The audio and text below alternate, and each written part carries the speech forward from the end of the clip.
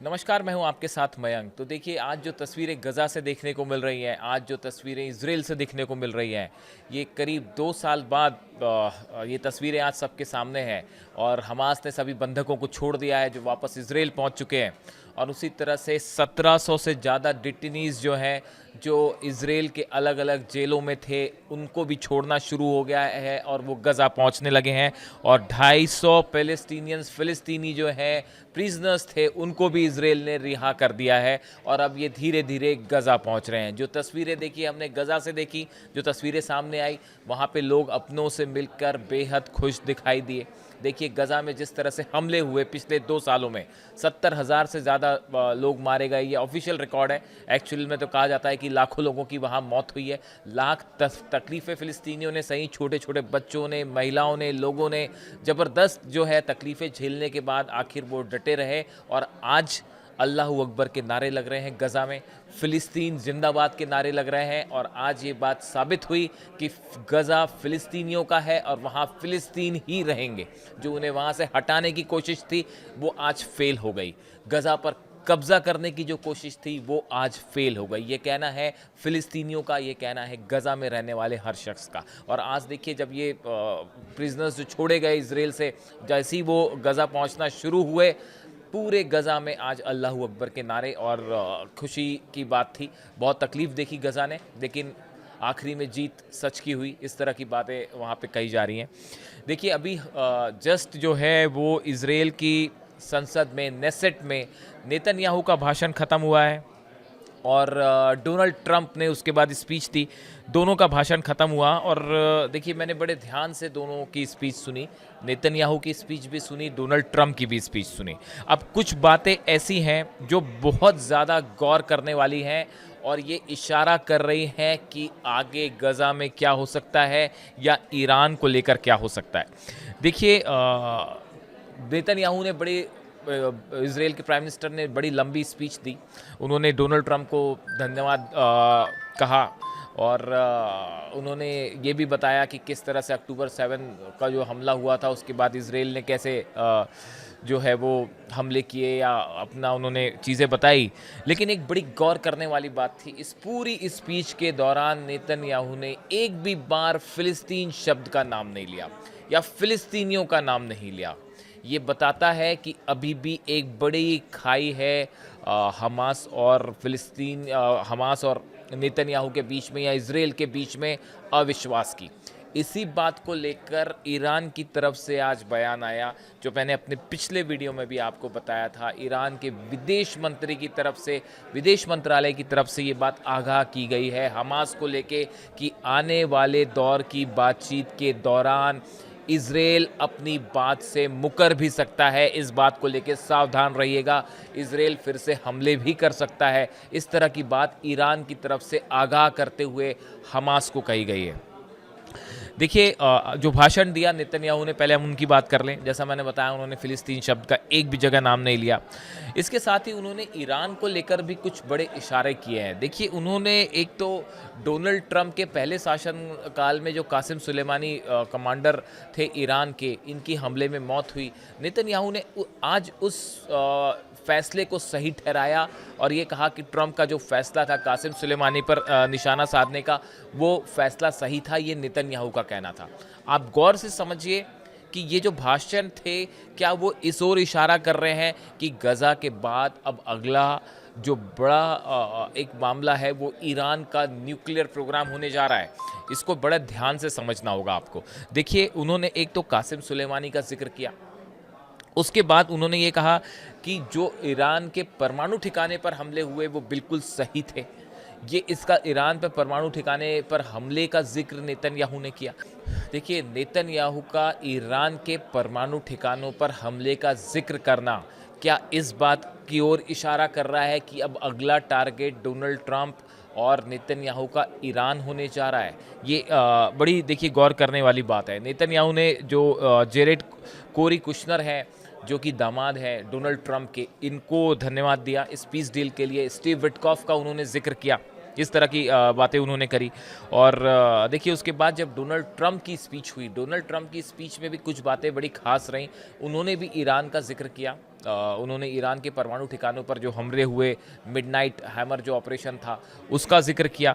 उन्होंने जो है वो मार्को रूबियो जो फॉरेन सेक्रेटरी हैं उनको बेस्ट फॉरेन सेक्रेटरी बताया और एक प्रकार से मैसेज देने की कोशिश की कि जो मिडनाइट हैमर था वो बहुत ही सफल ऑपरेशन था। उसका उन्होंने विस्तार से जिक्र किया कि कैसे B-2 बॉम्बर्स फ्लाई करके गए और 56 जो है 56 रिफ्यूलिंग जेट्स जो है वो हवा में थे, इस तरह की उन्होंने जिक्र किया।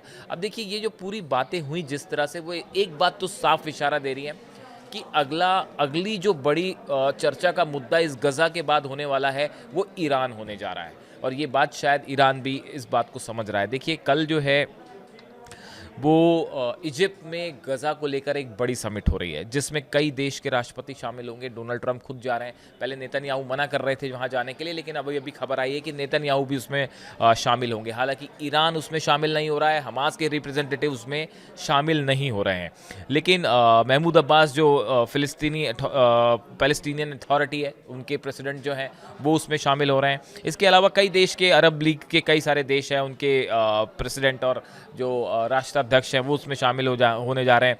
टर्किश प्रेसिडेंट जो हैं एर्दोगन उसमें होंगे और कीर स्टारमर प्राइम मिनिस्टर ब्रिटेन के वो उसमें शामिल होंगे। स्पेनिश पीएम शामिल होंगे। इटालियन प्राइम मिनिस्टर जो है मेलोनी वो शामिल होंगी। यूरोपियन काउंसिल के प्रेसिडेंट होंगे। यूएन सेक्रेटरी जनरल होंगे। अरब लीग सेक्रेटरी जनरल होंगे। जॉर्डन के किंग होंगे। Kuwait prime minister, Bahrain, Indonesia, Azerbaijan, German chancellor हैं, पाकिस्तान के प्राइम मिनिस्टर हैं, कनाडा प्राइम मिनिस्टर और इराक के प्राइम मिनिस्टर महमूद शिया अल सौदा ये भी शामिल होंगे। देखिए कई सारे नेता शामिल होंगे जो कि गज़ा को लेकर चर्चा करेंगे, लेकिन इसमें ईरान शामिल होने नहीं जा रहा है, हमास इसमें शामिल होने नहीं जा रहा है, क्योंकि हमास का कहना है कि हमने कतर और इजिप्ट के थ्रू ही जब भी बात की उनके थ्रू ही डील करी और हम आगे जब भी बात करेंगे उनके थ्रू ही बात करेंगे, किसी मंच पे बात नहीं करेंगे। अब बड़ा सवाल ये है कि आज की नेतन्याहू और ट्रंप की जो स्पीच है वो जिस तरह से प्रिजनर्स छोड़े गए, इधर से जो है वो बंधकों को हमास ने रिहा किया, अब व्हाट नेक्स्ट, अगला चरण क्या होगा? क्या हमास पूरी तरह से हथियार छोड़ने को राज़ी है, जैसा कि ट्रंप ने आज अनाउंस किया नेसेट में, इजराइल की संसद में, कि हमास जो है वो पूरी तरह से हथियार छोड़ने को राज़ी है? क्या फ़िलिस्तीन में जो अगली गवर्निंग बॉडी होगी क्या उसमें भी हमास अब हिस्सा नहीं लेगा? क्या हमास इसके लिए तैयार है? जितने टनल्स हैं उनका क्या होगा? जो हथियार है हमास के पास उनका क्या होगा? ये वो तमाम सवाल हैं जो एक बड़ा डेडलॉक खड़ा कर सकते हैं। ये वो सब चीज़ें हैं जहाँ पे आने के बाद एक बार फिर से असहमति बन सकती है। इसकी कोई साफ चीज़ नहीं है, लेकिन बड़े सारे एक्सपर्ट ये कह रहे हैं कि एक बार फिर से एक डेडलॉक की सिचुएशन बन सकती है और इसको कैसे सॉल्व किया जाए इसको लेकर अभी कोई बड़ा प्लान सामने नहीं है। ये आगे जो बातचीत होगी उसके बाद ही शायद ये बात आगे बढ़े। इसीलिए ईरान की तरफ से ये कहा गया, हमास को एक प्रकार से उन्होंने आगाह किया कि आप सावधान रहें, इजराइल कभी भी आपको, आपके साथ जो है वो, जो कि ईरान का कहना है विदेश मंत्री का, कि इजराइल कभी भी आपके साथ धोखा कर सकता है। अब इन हालात में देखिए आज की जो दोनों जो स्पीच थी उस स्पीच में ईरान का जितना ज़्यादा जिक्र हुआ है उसके बाद ये कई सारे विदेश नीति के एक्सपर्ट ये बता रहे हैं कि अब अगला नंबर ईरान का न्यूक्लियर प्रोग्राम होगा। अब वहाँ डील होती है, किसी प्रकार की डील लेने की कोशिश होगी ईरान के साथ, और या फिर से हम एक बार स्ट्राइक देखेंगे ईरान में। ये बड़ा देखने वाली बात होगी। हालांकि देखिए आज जब नेतन्याहू एड्रेस कर रहे थे नेसेट में, उस दौरान उन्होंने इजराइल का जो सर्वोच्च सम्मान होता है वो ट्रंप को देने की बात कही, उसका ऐलान किया। साथ में उन्होंने नोबेल प्राइज़ का भी जिक्र किया कि नोबेल प्राइज़ जो है वो इस बार नहीं मिला लेकिन शायद अगली बार मिल जाए, इस तरह की बात नेतन्याहू ने कही। डोनाल्ड ट्रंप मुस्कुरा दिए उस बात पे। अब देखिए ये बड़ी सारी चीज़ें हैं जो एक बार इस ओर इशारा कर रही हैं कि गज़ा में काफ़ी कुछ डेवलपमेंट्स हो रहे हैं, तेज़ी से हालात बदल रहे हैं मिडिल ईस्ट के, लेकिन आगे क्या होगा? डोनाल्ड ट्रंप ने देखिए ये भी बात कहा, हिजबुल्लाह के डिसार्म करने की बात कही कि हम वहाँ काम कर रहे हैं, हिजबुल्लाह को पूरी तरह से डिसार्म करें। नेतन्याहू ने हूतीस का भी जिक्र किया है, देखिए ईरान का भी जिक्र हुआ। यानी ये कुल मिला के मिडिल ईस्ट में अभी भी हालात बेहतर हो रहे हैं, इसमें कोई शक नहीं है, लेकिन ये ऊँट किस करवट बैठेगा ये बहुत कुछ अभी जिसे कहते हैं सामने आना बाकी है, और जल्दबाजी में कोई कंक्लूजन नहीं निकाला जाना चाहिए। थोड़ा वेट करना होगा हर चीज़ को लेके कि गज़ा में क्या डेवलपमेंट्स होते हैं, हमास का क्या रुख होता है, इसराइल का क्या रुख होता है, किन मुद्दों को लेकर सहमति बन पाती है। ये बड़े सारे प्रश्न हैं जिनके अभी जवाब नहीं हैं, और इस बीच ईरान की ये चेतावनी हमास को लेकर ये आगाह करना कि आप होशियार रहिए, कभी भी आपके साथ धोखा होने की कोशिश हो सकती है, कभी भी इसराइल अपनी बात से पलट सकता है, इस तरह की बात ईरान की तरफ से कही गई है। इस बीच देखिए कल जो इजिप्ट में समिट होने वाली है, गज़ा समिट, पीस समिट, इस पर हमारी नज़र होगी। यहाँ पे कौन सा देश क्या रुख लेता है, गज़ा को लेकर क्या फैसला होता है, खासकर गवर्निंग बॉडी को लेकर अरब देशों का क्या पॉइंट ऑफ व्यू है, ये सब बहुत ज़्यादा मैटर करेगा। लेकिन आज की अगर बात करें तो आज गज़ा से जो तस्वीरें आईं और जिस तरह से वहाँ पे लोग खुश दिखाई दिए बड़े दिनों बाद, इसमें एक बात तो साबित हो गई कि फ़िलिस्तीनी अपनी ज़मीन पे टिके रहे, डटे रहे, चाहे लाख बम्बार्डमेंट हुए, F-35, F-16 बम बरसाते रहे, लेकिन फ़िलिस्तीनी अपनी ज़मीन उन्होंने नहीं छोड़ी। और इतिहास इस बात को हमेशा याद रखेगा कि फ़िलिस्तीनी अपनी ज़मीन के लिए लड़ते रहे, हर दुख तकलीफ़ सहते रहे, और अंततः देखिए उनकी जीत हुई। आज गज़ा फ़िलिस्तीनियों का है, फ़िलिस्तीनियों का था और फ़िलिस्तीनियों का ही रहेगा। इस तरह की बातें आज पूरी गज़ा से सुनाई दे रही हैं। अब देखिए इससे जुड़ा जो भी अपडेट होगा आप तक पहुंचाएंगे।